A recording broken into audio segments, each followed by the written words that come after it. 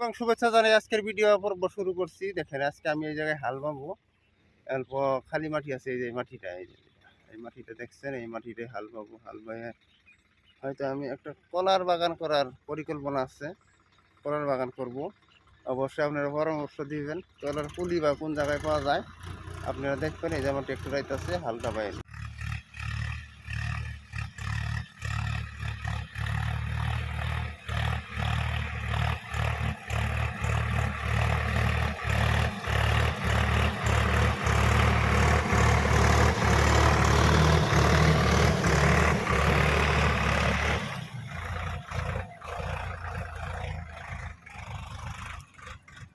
হাল বা হইলো। এখন হয়তো পরিকল্পনা আছে কলার বাগান করুম।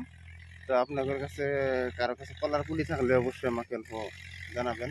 ধন্যবাদ। এটা আমার জাম গাছ সম্পর্কে আলোচনা আছে, পরে হয়তো বিস্তারিত জানাবো।